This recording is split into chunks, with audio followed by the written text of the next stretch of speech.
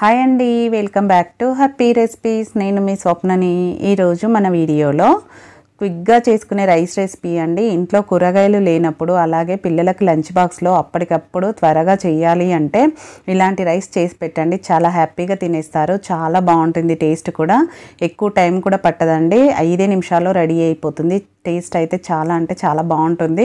ఒకసారి తప్పకుండా ట్రై చేయండి. మీ ఇంట్లో వాళ్ళకు కూడా నచ్చుతుంది. ఇంకెందుకండి ఆలస్యం, లేట్ చేయకుండా చూసేయండి. మరి ముందుగా స్టవ్ పైన ఒక ప్యాన్ పెట్టుకోవాలి. మనము రైస్ రెసిపీ చేస్తున్నాం కాబట్టి ఇలా కొంచెం వెడల్పుగా ఉన్న ప్యాన్ పెట్టుకొని అది వేడయ్యాక దాంట్లోకి 2 టేబుల్ స్పూన్ల ఆయిల్ వేసుకోవాలి. ఆయిల్ కూడా ఎక్కువ అవసరం ఉండదండి, 2 టేబుల్ స్పూన్ల ఆయిల్ సరిపోతుంది. అది వేడయ్యాక నెక్స్ట్ దాంట్లోకి ఒక గుప్పెడు పల్లీలు వేసుకోవాలి. పల్లీలు మీరు తినే టేస్ట్ని బట్టి వేసుకోండి. కొద్దిగా మినప్పప్పు, అలాగే జీలకర్ర, ఆవాలు కూడా వేసుకోవాలి. ఇవి కొంచెం ఆయిల్లో చిటపటమనాలి. అవి వేసుకున్నాక నెక్స్ట్ దీంట్లోకి 1 టేబుల్ స్పూను కాజు ఇవి వేసుకోవాలండి. ఇవి కంపల్సరీగా వేసుకోవాలి. టేస్ట్ చాలా బాగుంటుంది కాబట్టి వీటన్నిటిని ఒక 10 సెకండ్స్ వరకు ఫ్రై చేసుకోవాలి.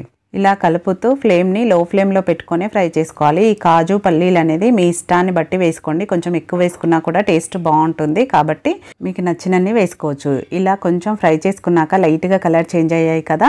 ఇప్పుడు దీంట్లోకి ఒక 2 పచ్చిమిర్చిని ఇలా పొడుగ్గా కట్ చేసుకొని వేసుకోవాలి. అలాగే కొద్దిగా కరివేపాకు కూడా వేసుకొని వీటిని కొంచెం ఆయిల్లో చిటపటమనాలి. ఇలా ఫ్రై చేసుకున్నాక మళ్ళీ నెక్స్ట్ దీంట్లోకి ఇప్పుడు ఒక చిన్న ఉల్లిపాయను ఈ విధంగా పొడుగ్గా కట్ చేసుకొని వేసుకోవాలండి.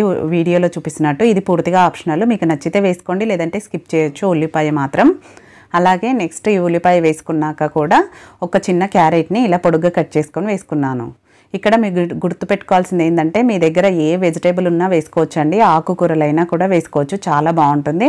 అలాగే ఒక పెద్ద సైజ్ క్యాప్సికమ్ని ఇలా చిన్న చిన్న ముక్కలుగా కట్ చేసి వేసుకుంటున్నాను.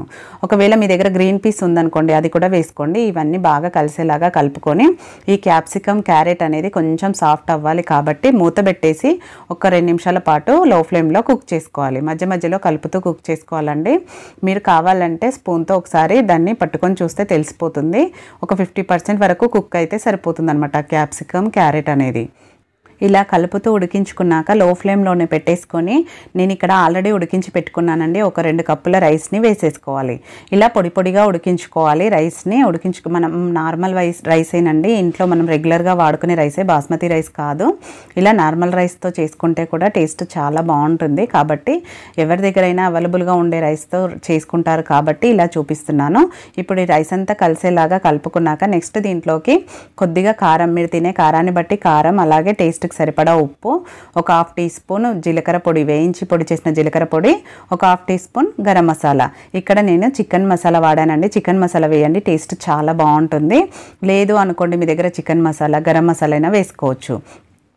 ఇవన్నీ వేసుకున్నాక ఇవన్నీ బాగా కలిసేలాగా కలుపుకోవాలి.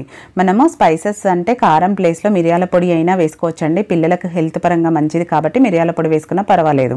ఇలా మొత్తం అంతా కలిసేలాగా కలుపుకున్నాక ఫైనల్గా కొద్దిగా కొత్తిమీర వేసేసుకొని కలిపేసుకుంటే సరిపోతుంది. చూడండి, మనకు రైస్ అనేది రెడీ అయిపోయింది. పిల్లలకు లంచ్ బాక్స్లో పెట్టడానికి కూడా చాలా బాగుంటుందండి. ఎంతో ఇష్టంగా తింటారు కాబట్టి ఒకసారి మీ ఇంట్లో ట్రై చేయండి. చూడండి, చూస్తుంటేనే కలర్ఫుల్గా ఉంది కదా. ఇక్కడ మనం వెల్లుల్లి కానీ పసుపు కానీ ఏమి వేయలేదండి. సింపుల్గా చేసుకునే రైస్. ఇవన్నీ ఇంట్లో ఉంటాయి కదా. ఒకవేళ మీ దగ్గర క్యాప్సికమ్ లేకపోయినా బఠానీ ఉన్నా వేసుకోవచ్చు, ఆకుకూరలైనా వేసుకోవచ్చు అండి. ఈ ప్లేస్లో రెడీ అయిపోయింది కదా, సర్వ్ చేసుకోవడమే. పిల్లలు అయితే ఎంతో ఇష్టంగా తింటారు కాబట్టి తప్పకుండా మీరు కూడా ఈసారి మీ ఇంట్లో ట్రై చేయండి.